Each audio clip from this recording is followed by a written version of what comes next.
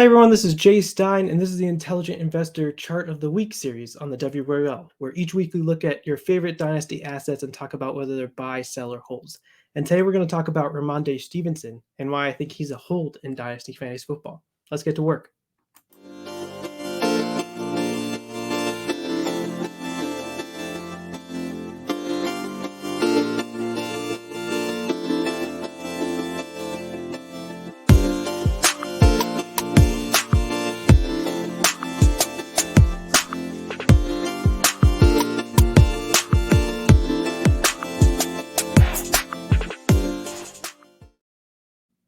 Yeah, so hey again, welcome back. So my process is about looking at value, and specifically I'm looking at KTC versus fantasy points per game. And this series is about reading charts, and specifically we're going to look at Rhamondre Stevenson's chart, and what his past KTC prices will tell us about where his future KTC prices could go. And of course, KTC is KeepTradeCut, KeepTradeCut.com.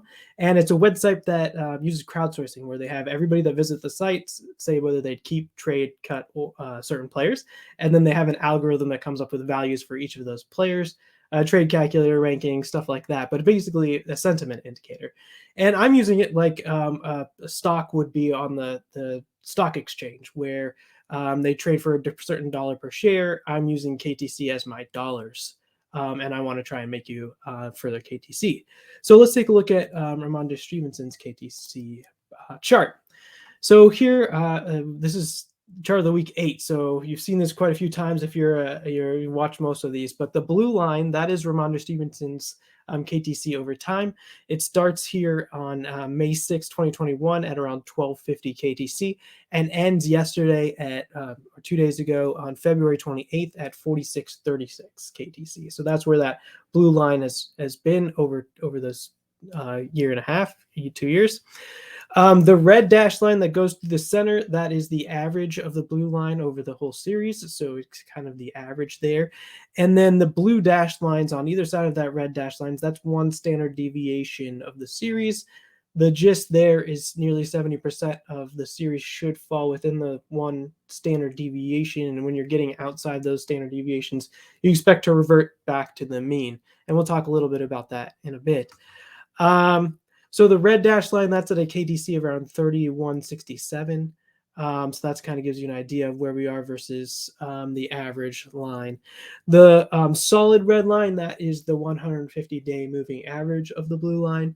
And what you're doing there is you're coming up with buy and sell signals. So anytime the blue line touches the solid red line, that is a decision point. Are you going to buy, sell? Is there what could happen at that point? And so it's just sort of that indicator of what to think, or we're at a decision point. And then the purple bars, those are the fantasy football seasons, week 1 through 18. It does not include the NFL playoffs, and obviously the offseason and everything. Those are in the white spaces, the white areas, so you can kind of see how his KTC has moved during the seasons versus in the off seasons as well. And then I have 2 black bars here, and I'll get into that in a second. But one thing I wanted to say was this is a very positive chart. It's the blue line sort of goes and moves up and to the right the whole time, which is excellent.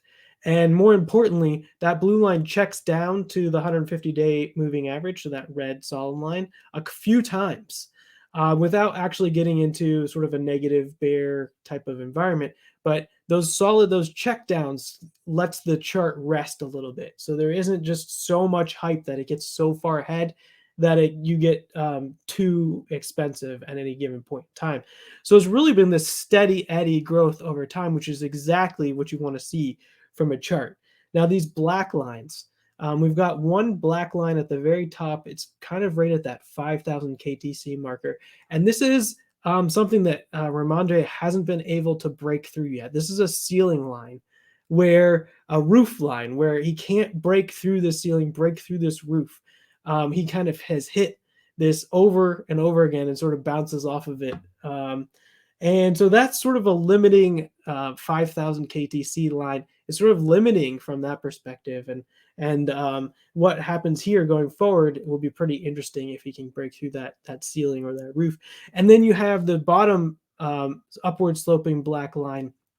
And that's basically connecting the higher lows. So each time Rhamondre goes up and then he checks back down to the line, we're taking into account that each time that he goes up, he comes back down, but not to a new low. He comes back and his lows are a bit higher. So it's sort of connecting all those low points. And you can see at some point, these two black lines are going to cross through each other in the future. And we're going to get a decision. He's either going to break through that 5,000 KTC, or he's going to fall through the black line, fall through the 150-day moving average. And this is will be a very important critical juncture in what happens to his stock. So that's sort of how I'm thinking about it. Right now, it's too tough to tell. It's hard to really tell what to think about this chart. And what my inclination is let's let the market tell us what should happen with this stock, with this player in Rhamondre Stevenson. So if he breaks through that 5,000 barrier, we're kind of like off into the races, and we're going to be in this new price regime where the averages and the standard deviations of the 2 years past don't necessarily make a lot, or don't tell you much about what can happen in 2023 and 2024. And so if he does make it up into that 5,000 category, it's more of like a positive signal. You might think that I would say, well, that's probably negative. We're probably getting overvalued. But if he breaks through that 5,000 ceiling, I think that's actually a pretty positive thing. And the market's telling you that something's different. So right now, from a valuation perspective on KTC, he's running back 11. Okay. But the way that I look at valuation is I look at fantasy points per game versus KTC and look at these players on a comparable basis. So how are other players that are very similar to him in age and potential and production, how are they valued? And let's compare and value that whole group in a similar frame. So I have him in a cluster of players that will earn 16 to 20 fantasy points per game, where I'm projecting that he gets to that 16 fantasy points per game in 2023, which is actually up from where he was last year at 14.8 fantasy points per game, call it 15. So I'm already giving him credit for some of this improvement, even though we have free agency, NFL draft, all this other stuff in front of us, all these catalysts in front of us that could say he's already getting some of the credit. So if you give him the 16 fantasy points per game and give him his KTC, that puts him at about a 30 PE for the peer cluster, which gives me a price target around 4,700. And remember, his KTC right now is 46.36, so it's like about 33% upside. That, in my work, means hold, right? But if he's to break through this 5,000 tier, I'm going to have to move him up a cluster into a cluster where these players earn 20 plus fantasy points per game. And maybe I don't give them all credit for the 20 plus fantasy points per game.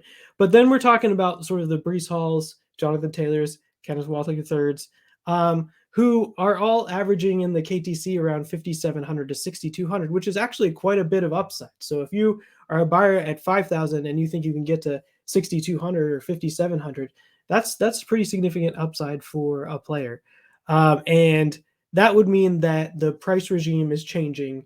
The averages, the standard deviations that were of the past aren't necessarily reflective of what's going to happen in the future. We are in a new cluster and a new price regime, and we're going to break through. And I would venture to guess that he would be on the rise to, sort of a top 5 RB perspective. But we don't know. We don't know if that's going to happen if he gets that level. Let's say we go through free agency and they add a significant back, or we go to the NFL draft and they take a NFL running back in the 3rd round.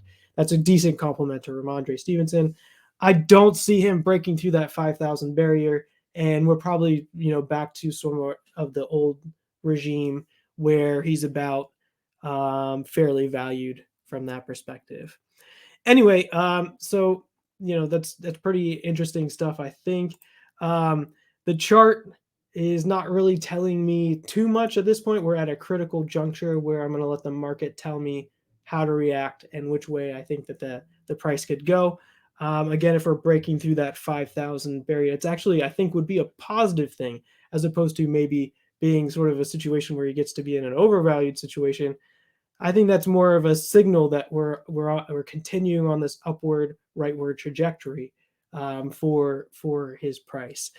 And yeah, sorry, it's not a more definitive answer, but sometimes the charts aren't exactly clear. So we just kind of have to maybe be patient and see what happens. But yeah, I think Rhamondre right now is a hold in my work, even given his just positive price trajectory since he's entered the league.